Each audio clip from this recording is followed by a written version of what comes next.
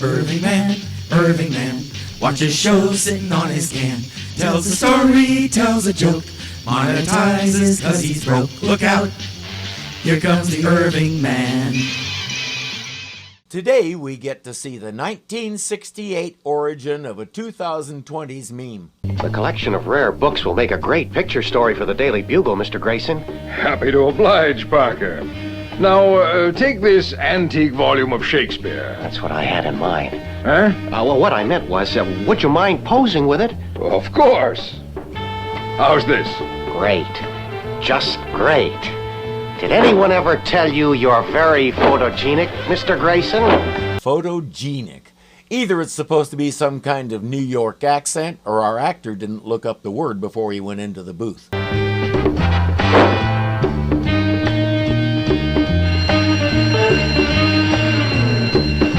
Needless to say, Spiderman is a little shocked to see himself stealing stuff. Okay, whoever you are, hand over that book.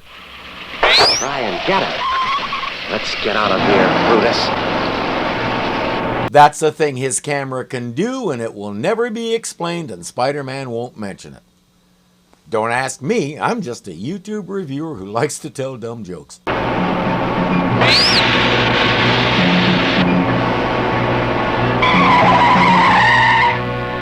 It's that insect Spiderman. Once again, I have to point out that spiders are not insects. I think we're seeing the failure of the New York educational system in the 60s. Erase him, Brutus. Brutus, eh? When Popeye was first created, his nemesis was named Bluto. For various reasons, King Features changed it to Brutus, and about half the cartoons out there use that name. I wonder if our Brutus here is a callback to him. Big, dumb, and a flair for hitting things. Peter Parker, a thief? J. Jonah Jameson doesn't hire thieves, Captain O'Malley. I don't care what Grayson said. I'll bet the one behind these robberies is Spider-Man.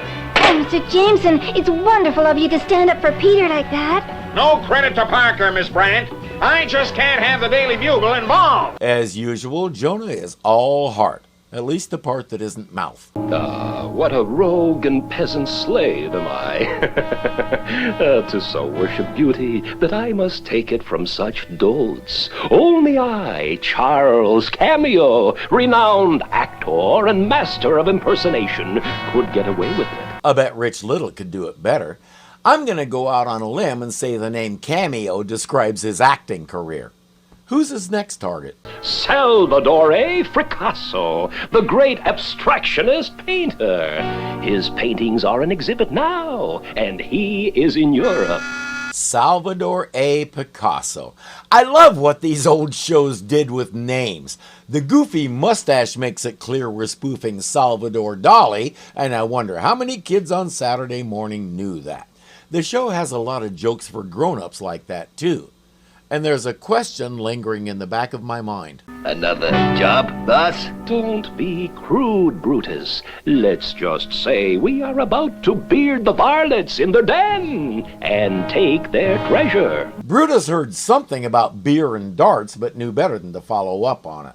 And Cameo used the phrase wrong. The expression is beard the lion in his lair, which means confront him on his own home ground and fight him there. To beard someone basically meant to get in their face. It has nothing to do with stealing stuff for being sneaky. In reality, it's a very violent idiom. And your average 9-year-old Saturday morning viewer probably heard the same thing Brutus did. This is an outrage. You have hung all my paintings upside down. Upside down? But I thought... I'll not have my life work left to the mercy of soulless sops. Remove them at once! Apart from the unlikeliness of a famous painter employing someone like Brutus, he said the real Salvador is in Europe. Remember that nagging question I mentioned? Well, here it is. If he's in Europe, shouldn't the curators know that? Peter at least is kept up on the latest gossip, so he knows the guy has to be an imposter. Plus, he recognized Brutus. That's the risk you take when you employ a retired cartoon villain. Get the paintings in the van! I'll take care of Spider-Man! Let's get out of here fast! I think I just created a work of art. Unbeknown to Spider-Man, Cameo took lessons from Bugs Bunny on how to be able to pull most anything out of your pocket, even if there's nothing there. Another art robbery, and Spider-Man was at the scene of the crime this time. But, Mr. Jameson, Spider-Man tried to save the paintings, not steal them. Bah! He probably hired someone to pose as Picasso. He may be able to fool the police, but he can't fool me. It's a shame we can't all be as astute as you, Jonah. Speaking of the police, aren't you supposed to pick up the police memorial statue at Bodinsky's studio? That's right. And I shall see to it personally that it doesn't fall into the hands of Spider-Man. I want him to explain why Spider-Man would want it, but he'd say it reminds him of his mother or something. Jonah can always come up with an excuse. Old Jameson's taking no chances with the Bodinsky statue. Police Chief O'Malley will thank you personally at the unveiling, Mr. Bodinsky. Creating the statue was an honor in itself, Mr. Jameson. Wallop and web snappers. It's old Pie Face again. It's that web-slinging weasel. Old Pie Face needs to teach Brutus how to use disguises, because that's how Spider-Man keeps spotting him.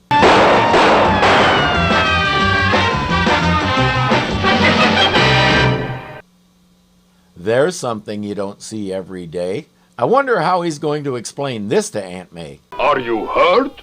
I'm all right. The bullet just grazed. But those two were imposters. He may not like me, but even Jameson wouldn't shoot me. The real Jonah is calling the gallery to explain why he was delayed, and he's a little surprised to learn that he already picked the statue up. He's supposed to do something at an antique show next, and Spider-Man is sure the imposter will pretend to be Jonah again in order to rob the place. I'm sure this Bottolini goblet will be the hit of the antique show tomorrow. Thank you, Mr. Jameson. We appreciate the publicity your paper has given us. I'll bet it's that imposter again. It's really beautiful. Mind if I hold it? Please do. That question strongly suggests that he's the imposter, because anyone familiar with such antiques knows you're not supposed to touch them, especially without gloves. Apparently our museum manager doesn't know that either. Mustn't touch. What's going on here? A little trick called an ounce of prevention. You've gone too far this time, Spider-Man. Now let's get that mask off and see who's really behind all this stuff. Meow! It is you. But my spider sense... You'll pay for this, you bug! The imposter was the manager.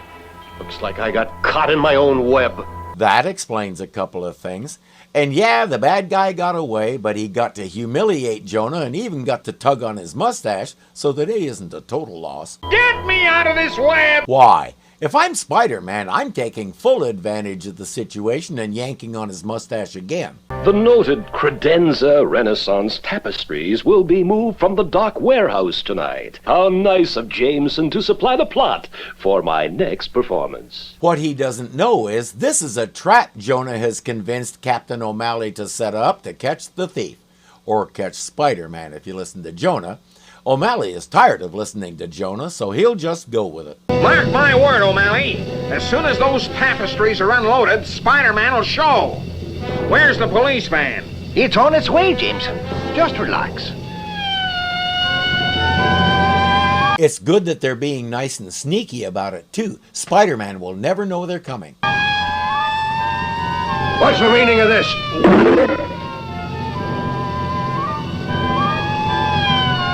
If he's running with lights and siren, he's not supposed to stop for some guy waving his arms. He's to keep going and call it in for someone else to deal with. See what happens when you don't follow protocol? You end up running around in your undies. There he is! Get him! What for? He hasn't done anything yet. Quick, Brutus. Put him in. See? I told you! Now capture him! Which one? I don't care which one! Get them both! One time in his life, Jonah said something sensible.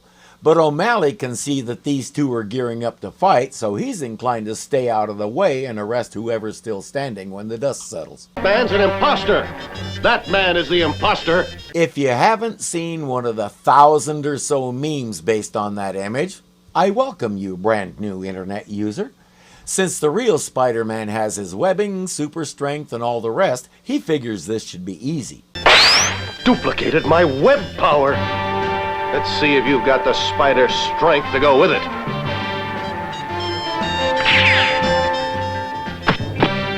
trying to get away. Okay, it just lost me. There's no way a 2-bit actor could duplicate the chemistry of the webbing fluid or invent a way to cling to walls like that. Give me a break.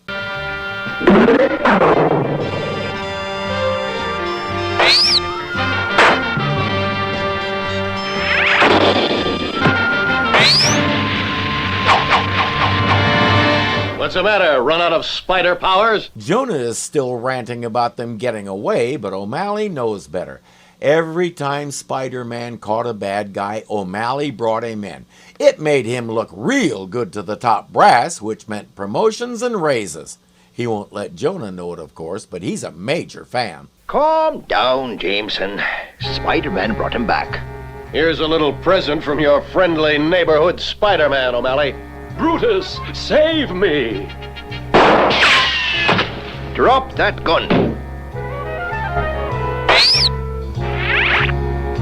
O'Malley has been on a desk too long. He should know you don't get within reach.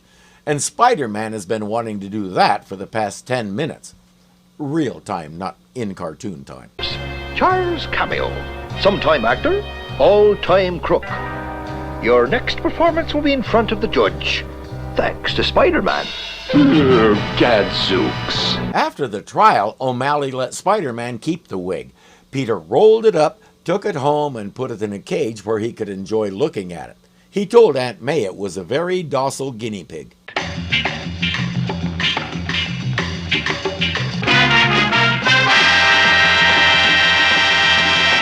As usual, Jonah is 9-year-old on Saturday and you're read the line.